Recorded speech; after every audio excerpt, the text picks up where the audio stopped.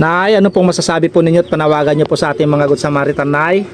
Sa ngayon parang nagpapasalamat na ako ng marami na sana umabot ang panawagan namin sa inyo na sa kaunting halaga na maibigay nyo sa amin, maidudugtong sa aking buhay. Yun, opo. Na para po mapagsilbihan ko pa ang mga anak ko at ako. Maraming salamat po.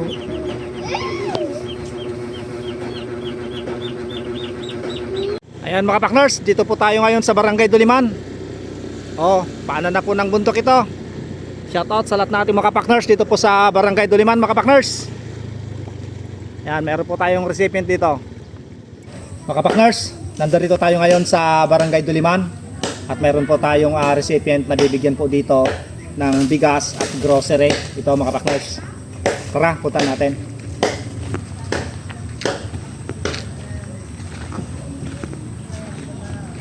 Hello po, magandang hapon. Hello Ma'am Jen, magandang hapon po. Ayan, kumusta? Buti naman po kahit pa paano. Mga partners, kausap po natin ngayon yung si Ma'am Jane Mose dito po sa Barangay Duliman. Siya po kasi ay nag-PM po sa atin at talagang humihingi po ng kunting pagpapala para po sa kanyang mama. Dahil yung kanyang mama mga partners ay stroke po siya at nandito po siya ngayon. Tara, pasok tayo. Hello Nay, magandang hapon Nay. Magandang hapon po. Napasyal ako dahil nalaman ko nga po yung inyo pong sitwasyon at talagang kailangan nyo po ng kailangan nyo po talaga ng tulong. Kasi sa sitwasyon po ninyo, na-stroke po kayo Nay? Stroke po ako. Ngayon, ganyan na lang po yung inyo pong sitwasyon. Hindi po ako makatayo hanggang lang ganito lang po ako makatayo. Si Nanay mga partners ay stroke po siya. Mga partners, nandito na tayo ngayon sa bahay nila Ma'am Jane dito po sa Barangay Duliman. At nagpapasalamat nga pala ako kay Ma'am Gina Garcia sa inyo pong ibinigay ma'am na bigas at konting grocery na ibibigay po natin sa kanila sapagkat ito ay malaking bagay na po para sa kanila. Kita niyo naman po yung kanilang sitwasyon dito. Tapos yung kanyang mama ay talagang stroke po siya. So talagang deserve po talaga nila na mabigyan.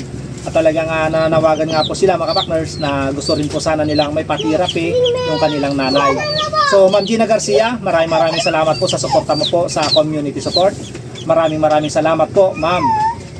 Maraming salamat Ma'am Gina Garcia sa bigay po ninyong tulong sa amin. Sir ka-partners, maraming salamat po at napuntahan niyo po kami dito.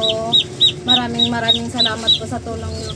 Sana po matulungan niyo po kami para po sa pang-therapy po ni mama at gamot kasi po walang-wala din po kami. Gusto po kasi namin gumaling din si mama. Sana po matulungan po kami. Maraming salamat po. Medyo tears of joy lang po si Madam dahil sa kanilang sitwasyon nga po mga partners. Pero yun ay talagang luha ng pagmamahal niya sa kanyang mama na talagang gusto po niyang may pa-therapy. Yun yung unang bungad niya sa akin. Sabi niya kanina na sana may pa-therapy po namin si mama. Kaso talagang wala rin talaga sila mga partners, talagang ikaos din sa buhay. So nananawagan po tayo sa lahat nating mga puting Good Samaritan na sana sa inyong mga kunting tulong pag pinagsama-sama po yan ay malaking bagay na po para po kay nanay. Yan. Nay, ano pong masasabi niyo Nay? Si nanay umiiyak din pero Nay, mag-pray lang po tayo sa malapit nun huwag kang iyak, relax lang. Relax ka lang. Oo. Ayan mo, kung ano man po yung mga ibibigay po ng ating mga Good Samaritan, paparating namin sa iyo at gagawin po natin.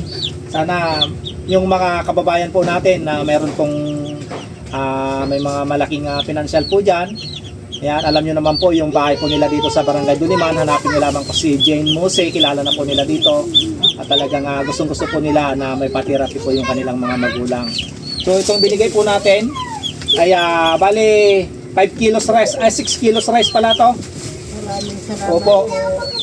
Tapos grocery.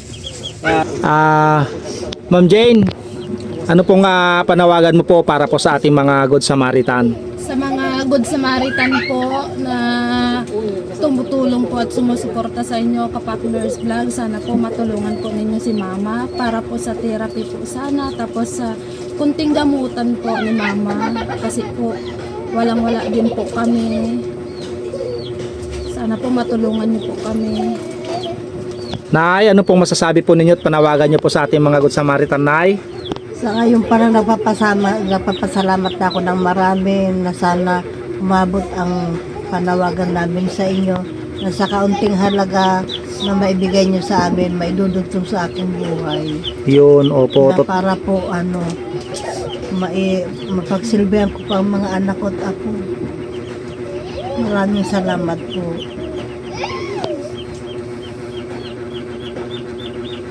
Ayan po mga Kapakners.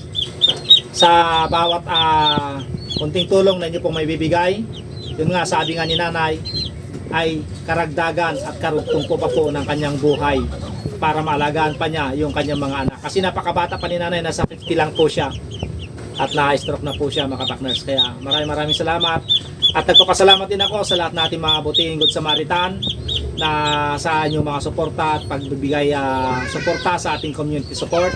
Makakasa po kayo mga Kapakners na lahat po na inyo pong binibigay ay paparating po natin ito na buong buo doon sa mga karapat dapat mabibigyan. Kaya maraming salamat. Kahit na medyo malayo po itong kanilang lugar ay talagang pinuntan po natin dahil kailangan po talaga nila mga Kapakners. Kaya salamat po sa lahat na ating mga butihing Good Samaritan. Thank you so much at magandang hapon.